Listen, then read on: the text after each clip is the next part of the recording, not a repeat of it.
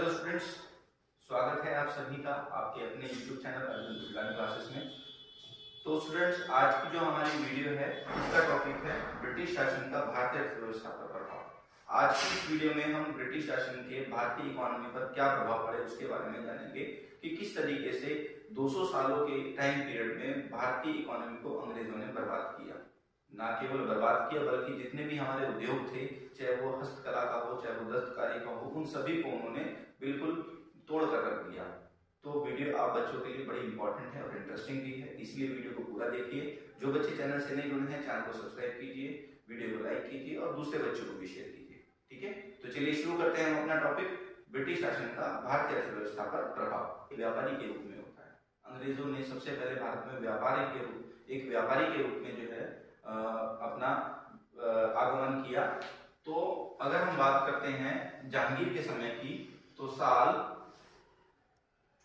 1618 में जहांगीर ने जो है अंग्रेजों को सूरत में स्थायी फैक्ट्री खोलने की अनुमति दे दी। ठीक है, अंग्रेजों को सूरत में स्थायी फैक्ट्री खोलने की अनुमति साल 1618 में जहांगीर ने दे दी। और उसके बाद साल 1650 में शाहजहां ने जो है कहां से, बंगाल से बिना किसी टैक्स के व्यापार करने के लिए अंग्रेजों को छूट दी।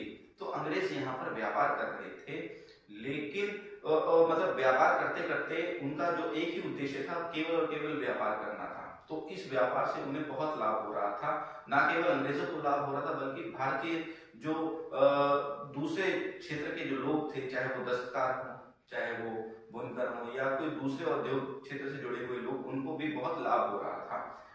लेकिन धीरे धीरे अंग्रेजों का जो लाभ था वो स्वार्थ में बदल गया।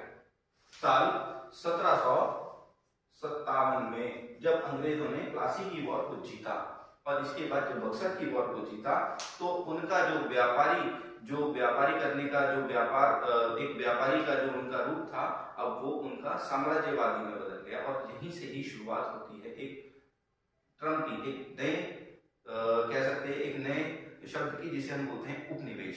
उपनिवेश मतलब अब अंग्रेजों ने भारत को अपना उपनिवेश बनाने की शुरुआत कर दी है। उपनिवेश एक ऐसा शब्द होता है, इसे हम समझ सकते हैं कि एक टर्म है उपनिवेश, जिसमें कोई एक ताकतवर देश किसी दूसरे देश को कमजोर करता है, उसके आर्थिक संसाधनों का, उसके अन्य संसाधनों का इस्तेमाल केवल और केवल अपने लाभ के लिए करता है और उस देश को आर्थिक रूप से निचोड़ देता है। तो भारत को अंग्रेजों ने प्लासी की वॉर के बाद और बक्सर की वॉर के बाद इसका आर्थिक रूप से शोषण शुरू कर दिया।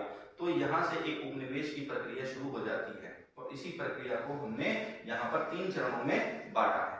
ठीक है, तो सबसे पहला जो चरण है उपनिवेशवाद का, वो है वाणिज्यिक पूंजीवाद। ठीक है, तो यहाँ पर वाणिज्यिक पूंजीवाद जो था, ये एक सबसे पहला शुरुआती चरण था, जिसकी शुरुआत होती है साल 1757 से लेकर और ये चलता है साल 1813 तक। मतलब ये पहला चरण था उपनिवेशवाद का, जिसकी शुरुआत अंग्रेजों के समय में हो जाती है। यानी साल 1757 में जब प्लासी की वॉर अंग्रेज जीत लेते हैं और उसके बाद अंग्रेजों ने बंगाल पर अपना पूर्ण नियंत्रण शुरू कर दिया और धीरे धीरे वो भारत के बाकी क्षेत्रों को भी कंट्रोल करते चले गए। तो इस प्लासी की जीत के साथ ही जो अंग्रेजों ने ये वाणिज्यिक उपनिवेशवाद की शुरुआत की, इसके कुछ उद्देश्य थे। इस चरण में अंग्रेजों ने अपने कुछ उद्देश्य स्थापित किए। वो उद्देश्य क्या थे? पहला, व्यापार पर एकाधिकार स्थापित करना। अंग्रेजों ने व्यापार पर एकाधिकार स्थापित करने की शुरुआत की, क्योंकि अंग्रेजों के साथ साथ दूसरे यूरोपीय कंपनियां भी भारत में व्यापार करने आ रही थी, जैसे पुर्तगाली थे, डच थे और फ्रांसीसी थे। इन सब को हराकर अंग्रेज पूरे भारत के व्यापार पर कंट्रोल करना चाहते थे। ठीक है, इसके बाद अगला जो उद्देश्य था वो कम से कम मूल्य पर वस्तुओं को खरीदना था। कम से कम मूल्य पर वस्तुओं को खरीदना और ज्यादा से ज्यादा जो है कीमत पर उनको बेचना था। तो अंग्रेज जो है वो अब ज्यादा प्रॉफिट कमाने के उद्देश्य से सस्ते दामों पर चीजों को खरीदना चाहते थे और खरीदकर उन्हें ऊंचे दामों पर जो है आगे बेचना चाहते थे। इसके अलावा यहाँ पर राजनीतिक नियंत्रण भी स्थापित करना चाहते थे। अब अंग्रेजों ने भारतीय राजनीति में हस्तक्षेप करना शुरू कर दिया और भारतीय राजनीति को कंट्रोल करना शुरू कर दिया। तो यहाँ पर अंग्रेजों का अब धीरे धीरे राजनीति में कंट्रोल शुरू हो जाता है, ठीक है। और यहीं से ही शुरुआत हो जाती है भारतीय अर्थव्यवस्था की बर्बादी की। तो उपनिवेशवाद के इस चरण में अंग्रेज जो ईस्ट इंडिया कंपनी थी एक तरीके से खुली और बेशर्म वाली लूट शुरू कर देती है, क्योंकि जब बंगाल को वो जीत लेते हैं तो बंगाल को जीतने के बाद बंगाल के जो बुनकर उद्योग होते हैं, जो हस्तकला उद्योग होते हैं, अब अंग्रेज उनको जो है अपनी शर्तों पर माल तैयार करने के लिए बोलते हैं। कितना माल तैयार करना है, उसकी क्वांटिटी कितनी है, कितनी उसकी कीमत होनी चाहिए और कितने समय में वो माल तैयार करके बुनकरों को दस्तकारों को जो है देना है, ये सारी चीजें ईस्ट इंडिया कंपनी जो है वो तय करने लग गई। तो धीरे धीरे उन्होंने हस्तकला उद्योग को पूरी तरीके से बर्बाद कर दिया। तो इन 50 वर्षों में भारत का जो हस्तकला उद्योग था वो पूरी तरीके से बर्बाद हो गया और एकदम चकनाचूर हो गया। तो यहाँ से एक ईस्ट इंडिया कंपनी ने एक लूट शुरू कर दी, जिसे हमने नाम दिया है औद्योगिक पूंजीवाद, ठीक है। औद्योगिक पूंजीवाद, इसकी जो शुरुआत होती है वो साल 1813 से लेके 1858 तक रहती है। यानी ये उपनिवेशवाद का एक दूसरा चरण था। और इस उपनिवेशवाद के दूसरे चरण की सबसे खासियत बात यह है कि यहाँ पर इंग्लैंड में एक औद्योगिक क्रांति की जो है वो शुरुआत हो जाती है। तो इंग्लैंड में औद्योगिक क्रांति की शुरुआत होने के बाद इसका असर भारतीय पर भी पड़ता है, भारतीय लोगों पर और भारतीय अर्थव्यवस्था पर पड़ता है, क्योंकि अब अंग्रेज भारत को एक कच्चे माल के बाजार के देखने लगे थे, ठीक है। तो अंग्रेजों ने क्या, कंपनी ने अब भारत की जो भूमि थी उसे क्या करा, एक कच्चे माल के बाजार के रूप में देखने लगी और यहाँ से सस्ते दामों पर जो है अंग्रेजों ने कच्चा माल प्राप्त करना शुरू कर दिया, ठीक है।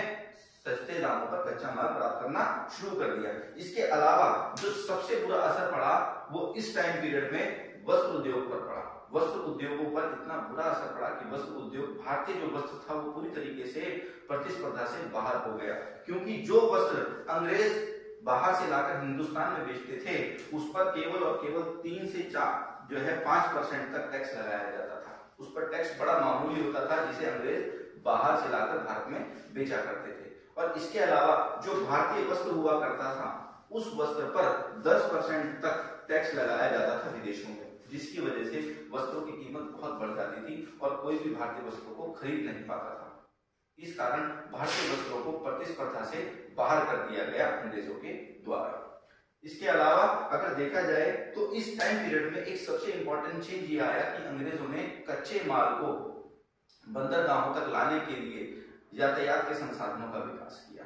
इसके अलावा अंग्रेजों ने खाद्यान्नों को बंदरगाहों तक पहुंचाने के लिए यातायात के संसाधनों का विकास किया और अंग्रेजों ने तैयार माल को बंदरगाहों तक लाने के लिए और उसके बाद देश के भीतरी भागों तक पहुंचाने के लिए भी यातायात के संसाधनों का शुरुआत की। और इसका सबसे अच्छा एग्जाम्पल था रेलवे, जो अंग्रेजों के द्वारा शुरू की गई, ताकि कच्चा माल बंदरगाहों तक लाया जाए और उसको विदेशों में भेजा जाए और जो विदेशों का तैयार माल है वो बंदरगाहों तक लाकर रेलवे के माध्यम से देश के अंदरूनी भागों में भेजा जाए। तो यहाँ रेलवे की शुरुआत हो जाती है अंग्रेजों के द्वारा और इस रेलवे का इस्तेमाल जो है अंग्रेज केवल और केवल अपने लाभ और अपने स्वार्थ के लिए करते हैं, ठीक है। इसके अलावा अगर हम अगले पॉइंट की बात करते हैं तो अंग्रेजों ने अपने प्रशासन को स्ट्रॉन्ग बनाने के लिए, अपने एडमिनिस्ट्रेशन को स्ट्रॉन्ग बनाने के लिए अब पढ़े लिखे कर्मचारी को नियुक्त करना शुरू कर दिया। और ये पढ़े लिखे कर्मचारी कहाँ से होते थे, इसमें ज्यादातर भारतीयों को ही जो है अपॉइंट किया गया, ताकि भारतीय अंग्रेजों के साथ मिलकर कार्य कर सके और वो अंग्रेजों के कहे अनुसार काम कर सके। अंग्रेजों ने अब यहाँ पर पढ़े लिखे भारतीयों को जो है अपनी एडमिनिस्ट्रेशन का एक हिस्सा बना दिया, ताकि भारतीय अंग्रेजों के कहे अनुसार कार्य कर सके, ठीक है।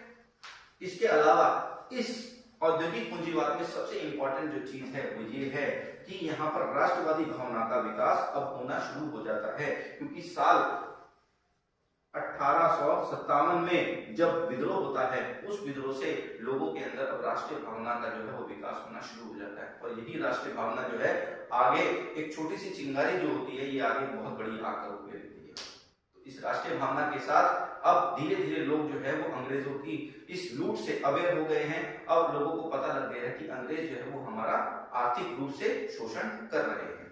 ठीक है, तो यहाँ तक अभी हमने उपनिवेशवाद का जो चरण है उसका नाम है वित्तीय पूंजीवाद। ठीक है, तो क्या नाम है? वित्तीय पूंजीवाद। अब ये वित्तीय पूंजीवाद का जो टाइम पीरियड है ये साल 1858 से लेकर 1947 तक रहता है। इस वित्तीय पूंजीवाद की खासियत ये है कि अब अंग्रेजों के जो मतलब इंग्लैंड में जो बड़े बड़े पूंजीपति लोग थे उन्होंने भारत में अपना पैसा निवेश करना शुरू कर दिया।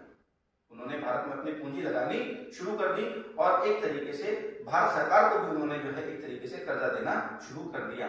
तो यानी इंग्लैंड से अब एक पैसा जो है भारत में निवेश किया जाने लगा, क्योंकि भारत जो है वो अब एक बाजार के रूप में इंग्लैंड के पूंजीपति देखने लगे थे कि भारत एक बहुत बड़ा बाजार है। ठीक है, तो यहाँ पर सबसे इंपॉर्टेंट चीज क्या है कि ब्रिटेन के बड़े पूंजीपतियों ने भारत में जो है वो अपना पैसा निवेश करना शुरू कर दिया ताकि वो ज्यादा से ज्यादा जो है पूंजीपति लाभ कमा सके। ठीक है, ऐसा क्यों किया? क्योंकि पूंजीपतियों को ये डर था कि पूंजीपतियों को ये डर था कि इंग्लैंड में जो है मजदूर वर्ग वो कार्ल मार्क्स के विचारों से काफी प्रभावित है और कार्ल मार्क्स के विचारों से प्रभावित होने की वजह से उनमें ये डर था कि कहीं किसी तरह का कोई अव्यवस्था उत्पन्न ना हो जाए, इसीलिए वो भारत में अपना पैसा लगाना चाहते थे। दूसरा, भारत में पूंजीपतियों को एक बड़ा बाजार तो नजर आ रहा था, साथ ही साथ यहाँ पे जो श्रम था वो काफी सस्ता था, इसीलिए अंग्रेज जो पूंजीपति थे उन्होंने भारत में अपना पैसा निवेश करना शुरू कर दिया। और पैसा किसमें निवेश किया? जैसे रेलवे में उन्होंने अपना पैसा निवेश किया, बागान उद्योगों में उन्होंने अपना पैसा निवेश किया, सड़क में किया, सिंचाई आदि साधनों में उन्होंने बड़े स्तर पर अपना पैसा निवेश करना शुरू कर दिया। यहाँ तक कि उन्होंने भारत सरकार को भी जो है वो कर्ज देना शुरू कर दिया। अब अंग्रेज पूंजीपति जो है भारत सरकार को बड़े स्तर पर कर्ज देना उन्होंने शुरू कर दिया और ये कर्ज इतना बढ़ गया कि साल 1858 में जो कर्ज की राशि थी जिसे अंग्रेजों ने भारत सरकार को दिया था वो कितनी हो गई? वो हो गई 7 करोड़ पौंड। यानी 7 करोड़ पौंड जो है वो भारत को अंग्रेज पूंजीपतियों ने पैसा कर्ज के रूप में दे दिया। और ये वो कर्ज था जिस पैसे का इस्तेमाल अंग्रेजों ने भारतीयों के हितों के लिए कभी किया ही नहीं, बल्कि इस पैसे के ब्याज वो भारतीयों से बहुत ज्यादा वसूलने लगे। ठीक है, इस पैसे का इस्तेमाल कभी भारतीयों के हितों के लिए किया ही नहीं अंग्रेजों ने, बल्कि पैसे की जो ब्याज थी, पैसे का जो ऋण था वो भारतीयों से वसूला जा रहा था। साल 1939 में यही पैसा, इसकी राशि जो थी साल 1939 में 88 करोड़ 42 लाख हो गई। अब पैसा जो है वो इतना ज्यादा कर्ज जो है भारतीयों को बढ़ता जा रहा था कि भारतीय उस कर्ज के नीचे दबते चले गए। इसके अलावा यहाँ पर पैसे के संचालन के लिए अंग्रेजों ने एक बैंक बनाया जिसको बोला गया रिजर्व बैंक। ये एक निजी बैंक था जिसका काम पैसे को, मुद्रा को संचालित करना था और मुद्रा को जारी करना था। रिजर्व बैंक के अलावा यहाँ पर साल 1921 में अंग्रेजों ने एक बैंक बनाया जिसका नाम था इंपीरियल बैंक ऑफ इंडिया। इसकी स्थापना की गई। तो बैंकों के माध्यम से, तो उपनिवेशवाद के इन तीनों चरणों को देखकर हमें एक बात समझ में आ गई, वो ये कि अंग्रेज लोगों ने कभी भारत को ये देश अपना समझा ही नहीं। उन्होंने केवल और केवल भारत को एक बाजार समझा, कच्चे माल का बाजार समझा, तैयार माल का बाजार समझा, जहां उन्होंने पैसा लगाया और उस पैसे से खूब लाभ कमाया। उन्होंने हमें ऋण दिया, लेकिन उस ऋण का इस्तेमाल कभी हमारे हितों के लिए किया ही नहीं, बल्कि उस ऋण का ब्याज हमसे वसूला। भारत में अंग्रेजों से पहले बहुत सारे ऐसे आक्रमणकारी आए, जैसे मुगल हो या और कोई दूसरे आक्रमणकारी हो जिन्होंने भारत को लूटा।